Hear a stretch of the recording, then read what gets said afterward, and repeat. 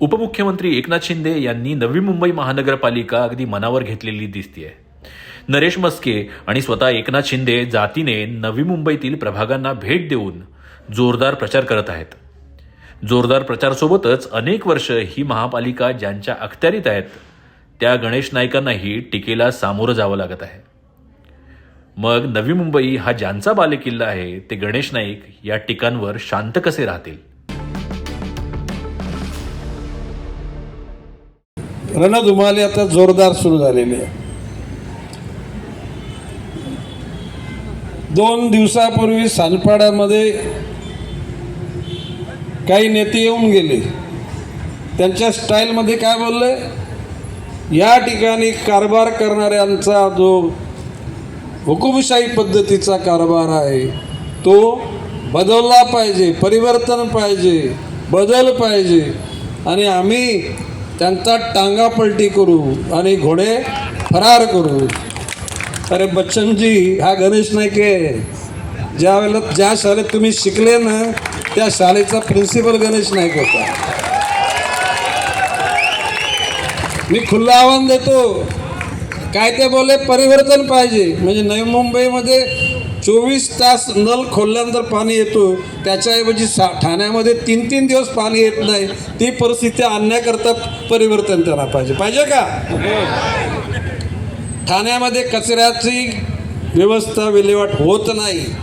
कुठेतरी दिवा वगैरे त्या ठिकाणी मँग्रोवमध्ये टाकून त्याने डंपिंग केलं जातं. ठाण्यामध्ये STPची व्यवस्था नाही आहे. नवी मुंबईची लोकसंख्या सध्या 15 लाख, फ्लोटिंग पॉप्युलेशन येणारी जाणारी 1-1.5 लाख पकडली तर 16-17 लाख. परंतु त्यावेळेला संजू नाईकांच्या कालखंडामध्ये 30 लाखाची सिवेज ट्रीटमेंटची व्यवस्था आपण करून ठेवलेली आहे. जर का त्यावेळेला त्या व्यवस्थेला 900 कोटी रुपये खर्च आले, जर का आता करायला गेलो की साधारणपणे 5,000 कोटी रुपये त्याला खर्च येणारा.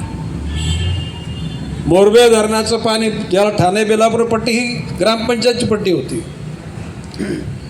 ज्यावेळेला महापालिका 1992 साली स्थापन झाली त्यावेळेला पाण्यासाठी लोकांची वणवण जिकडे तिकडे फेरफटका मारत होते. आणि भविष्यकाळात सिडको कशा प्रकारे हे नोड उभे करेल, सेक्टर उभे करेल ही चिंता होती. त्यावेळेला 95ला निवडणुका लागल्या. 57 नगरसेवक होते, 57. त्याच्यापैकी 34 नगरसेवक माझ्या नेतृत्वाखाली शिवसेनेमधून निवडून आले. बाळासाहेब ठाकरेंनी त्याला जबाबदारी पूर्ण माझ्याकडे दिली होती. गणेश नाईकाकडे जबाबदारी देऊन टाका, तो जे काय करायचं ते करील. त्यावेळेला संजू नाईक पहिले महापौर झाले. दुसरे महापौर दंडे, सुषमा दंडे मॅडम झाल्या. तिसरे महापौर विजया म्हात्रे मॅडम झाल्या. चौथे चंदुराने, आपल्याच इथल्या सेक्टरचे म्हणजे पलीकडच्या. आणि 5वे तुकाराम नाईक. पुन्हा 2000 साली पुन्हा निवडणुका सुरू झाल्या. त्याला मी शब्द दिला होता की नवी मुंबईच्या जनतेला 20 वर्ष घरपट्टी पाणीपट्टी वाढू देणार नाही. वाढली का? आणि आज पुन्हा शब्द देतो, पुन्हा 20 वर्ष पुढची घरपट्टी पाणीपट्टी वाढू देणार. त्याच्यानंतर 2000 नंतर पुन्हा 5 वर्ष संजू नाईक महापौर झाले. त्याच्यानंतरच्या 5 वर्षामध्ये मनीषा भोईर, पावण्याच्या नजूगावच्या अंजली भोईर, त्या दोघीजणी महापौर झाले.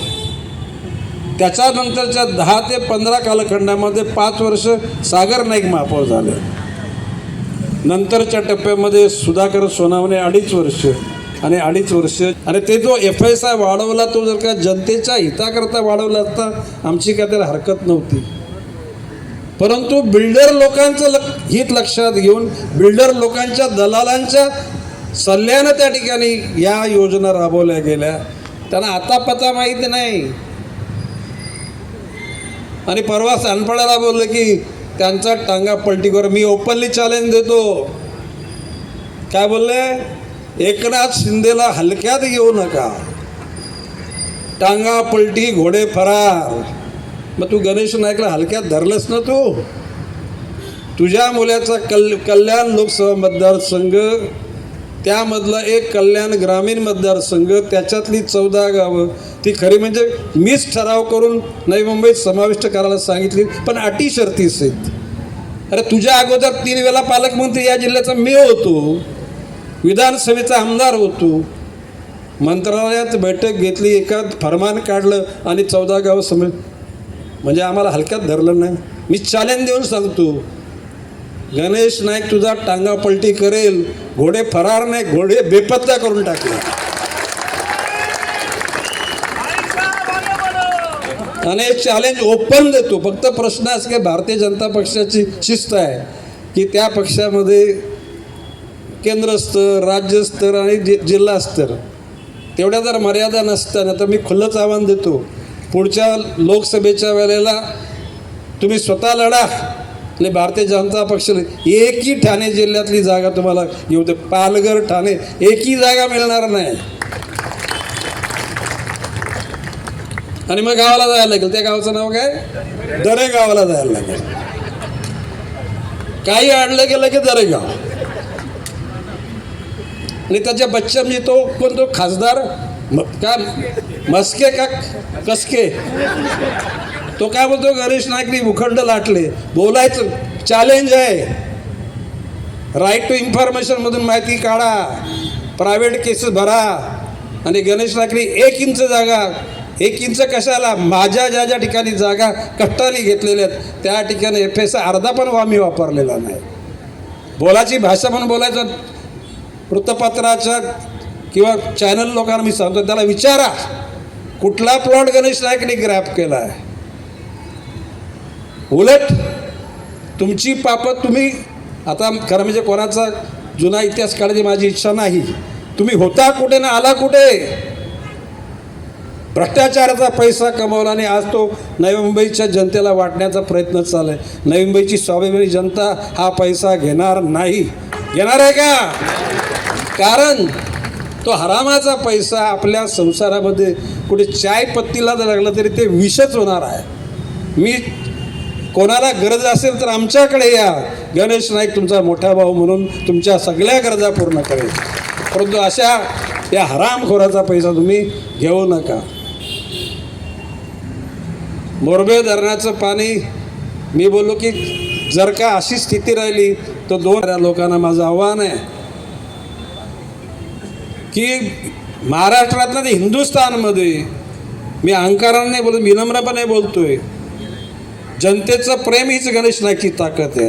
त्या ताकदीच्या जीवावर 25 वर्ष नॉनस्टॉप महापौर बनवण्याचं भाग्य गणेश नाईक शिवाय या देशामध्ये कुठल्याही नेत्याला लाभलं नाही. हा अहंकार नाही, हे जनतेच्या प्रेमाची पावती मी सांगतो. आता मोरबे धरणाचं पाणी 450 MLD. जर गणेश नाईकनी जर त्या ठिकाणी विचार केला नसता तो 2030 साली टाक्या, बादल्या, हांडे, कुंडे घेऊन रात्री 3 वाजता नलासमोर बसावं लागलं असतं. तुम्हाला पसंत आहे का? मग त्यासाठी देवेंद्र फडणवीसना मी बोललो की नवी मुंबईच्या जनतेला आता आम्ही सवय लावले 24 तास पाणी, 24/7. ना म्हटलं आम्हाला पाणी पाहिजे. रायगड जिल्ह्यातल्या कर्जत तालुक्यामध्ये त्या ठिकाणी पोशीर धरण 1000 MLDचं आहे. त्याच्यातलं 500 MLD पाणी बुक करून टाकला. 2050 सालापर्यंत नवी मुंबईच्या बंधू भगिनीला सुद्धा त्रास नाही. पूर्वी आमच्याकडे असे लोक म्हणायचे की ज्या गावात पाण्यात 3-3 किलोमीटरवर पाणी हांड्यातून आणायला लागतो त्या गावात कोण पोरी देत नव्हता. वाशी गावामध्ये पाणी होतं, गोडं पाणी होतं, पण जू गावामध्ये गोडं पाणी नव्हतं, ते खारं पाणी. जू गावचे लोक यायचे कोपरीला, बोनकोड्याला, आणि जू गावामध्ये कोणी पोरी द्यायला तयार नव्हतं. परंतु आता वाशी गावसुद्धा, वाशी म्हणजे काशी, कारण भरती झाली की वाशीला जायचा रस्ता बंद असायचा. आज वाशीमध्ये पोरी देण्यासाठी लोक लाईन लावतात. वाशीनगरमध्ये तर सेक्टर 17 हा न्यूयॉर्कचा टाइम स्क्वेअर आहे. कुठला? सेक्टर 17. आणि अशा परिस्थितीमध्ये सुख, समृद्धी